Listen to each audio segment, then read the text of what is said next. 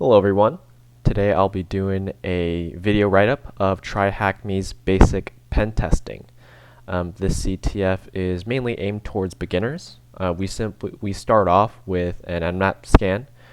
From there, we are able to view some content in a hidden directory on the website, which shows us that one of the users has a weak password.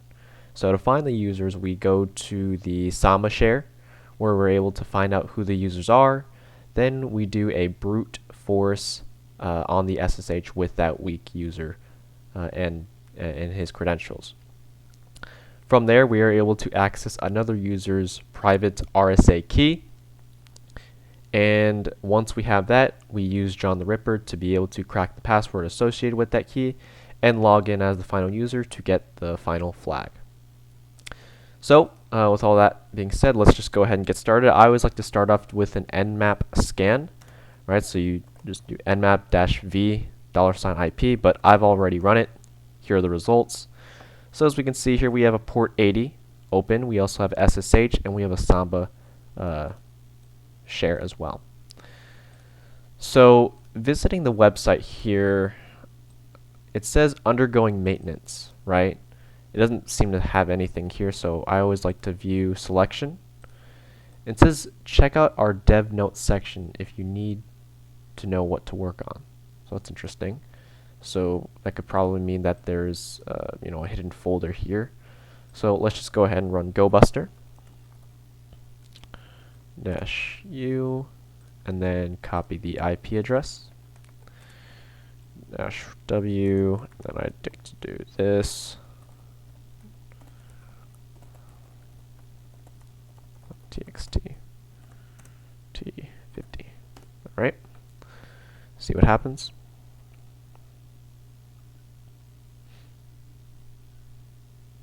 Okay, so we have a development folder. That seems interesting. Let's go ahead and click on that. Okay, so now that once we are in the hidden directory, let's go ahead and read these text files.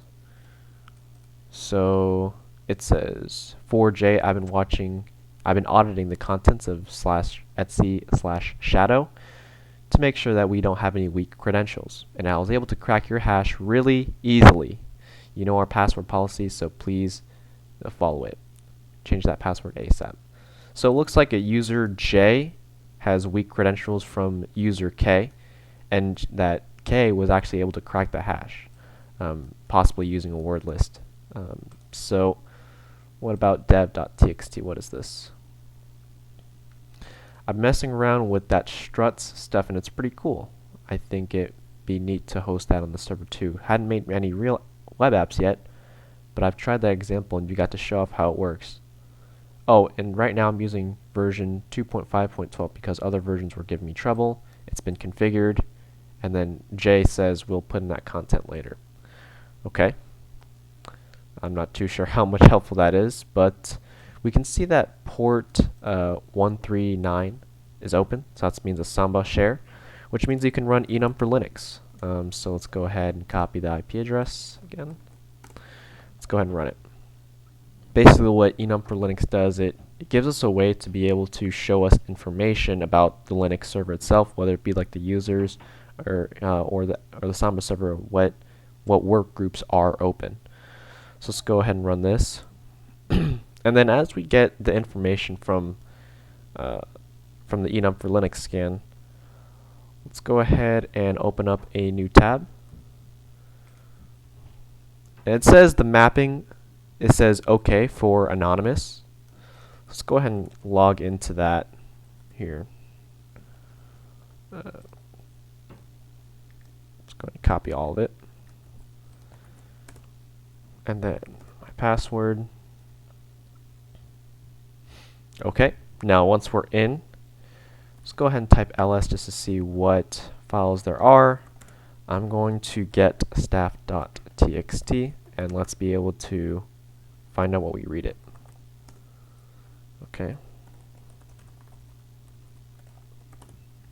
Okay, so it says announcement to staff, please do not upload work-related items to this share. I know it's all for fun, but this is how mistakes happen. This means you too, Jan and K.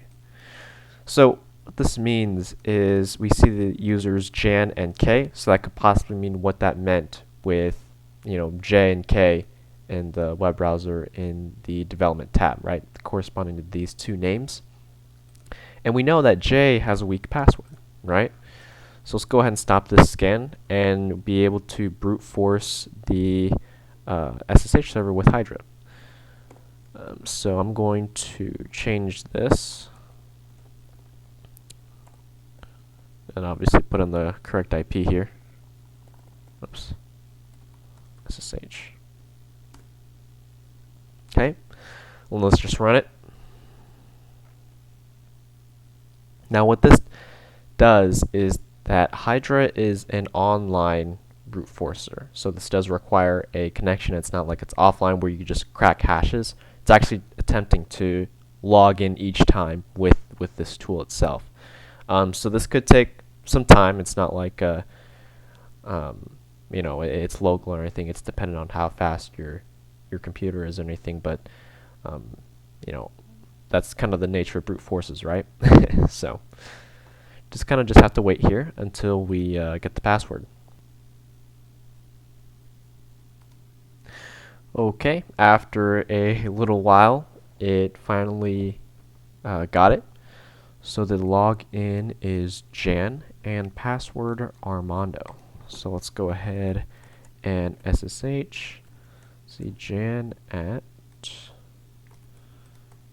this. Yes. Type in Armando. Alright, and we're in. So what I like to do typically on an SSH server for privilege escalation is just type sudo-l. Oftentimes it is coming out as a quick win, but nothing happened here. Okay, well let's see if we can run some sudo commands. So I have a Chrome extension. Oops. That's my PDF write-up of this. Let's see, where was it? Here. Okay. See if we can find anything with that we can run as the root user for privilege escalation.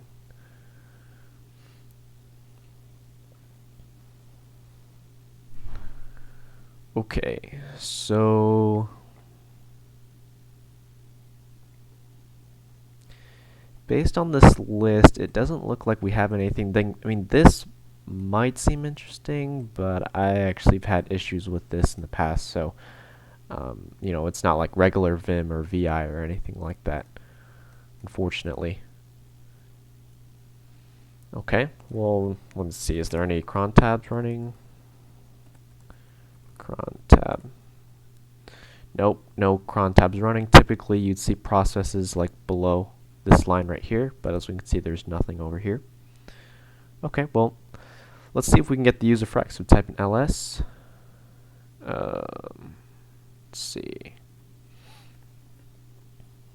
So -al. Okay, so it doesn't seem like there's anything here. Let's go ahead and cd. So it does look like there's another user. Okay, let's see if we can go into that user. Type in ls. Get pass dot back. Let's see. Oh, no, permission denied. Let's do an ls-al. Okay, so that's interesting. It looks like we're able to read the .sh key. So let's go ahead and cd to .sh, and typically in this folder you get the RSA private key, which, let's see, cat id RSA. Okay, so it looks like we got her private key. So what we can do is just copy paste it, and then nano on the other tab, id RSA, hit save, and let's actually just see if we can log in. Okay, and then the IP, oops, SSH, okay, and then what was the IP address again? This one. And then, oh yeah, I forgot to do one thing. You're supposed to change the permissions, and then we can SSH here with -iid RSA. Oops,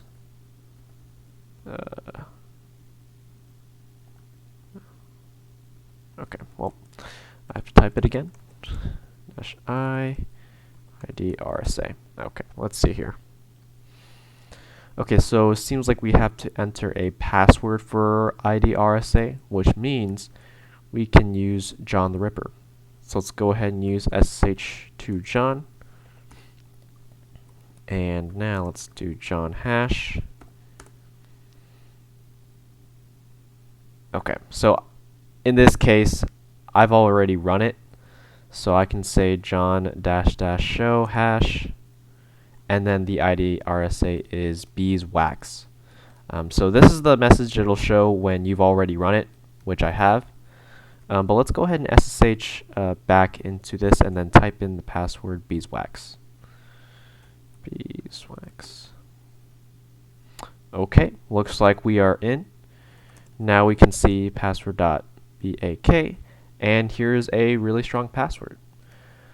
So that's the entire box here. So as you can see here, the last password is right here, and we're able to complete all the steps. So that is the write-up for basic pen testing. Again, it is aimed for beginners. Hopefully it was helpful, and hope you guys have a great rest of the day. Bye.